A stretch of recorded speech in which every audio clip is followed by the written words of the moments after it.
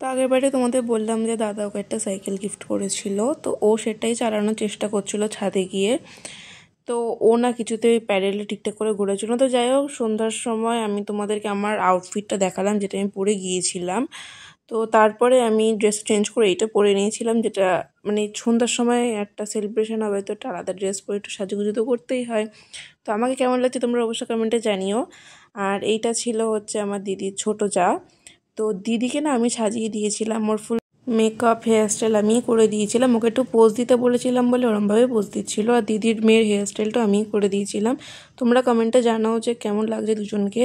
আর ওকে আমার সাথে একটা ছবি তুলতে বলেছিলাম, তো আমার চুল নিয়েও স্টাইল মারতে বসে গেছে। তো তারপর আমরা আগে ডিনারটা কমপ্লিট করে নিই। আর এখানে ডেকোরেশনটা আমি আর দিদির ননদ মিলে করেছিলাম, কেমন হয়েছে কমেন্টে জানিয়ে যাও। আর এ তো ঠিক করেই নিয়েছে আমার সাথে কোনো ছবি তুলবে না, কিন্তু দেখে কোলে উঠবে, আদর করবে, এভরিথিং। তো খাওয়া দাওয়ার পরে যখন গিয়ে এটা দেখতে গেছি, তখন এটার অবস্থা অলরেডি খারাপ হয়ে গেছে। ফ্যামিলির সবাই তখন আসেনি বলে একটু লেট করে কেক কাটা হলো।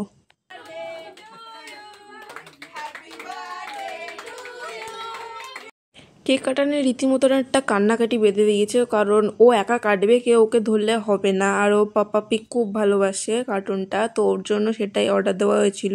ও একাই কেক কাটবে, যেভাবে ইচ্ছা হবে, ওকে কেউ ধরলে হবে না, সেই নিয়ে মানে অনেক কান্নাকাটি হয়ে গেছিলো। যাই হোক, তো আমরা তারপর ক্যাব বুক করে বাড়ি চলে আসি সেদিনই, কারণ আমাদেরকে নেক্সট দিন একটু বেরোনো ছিল।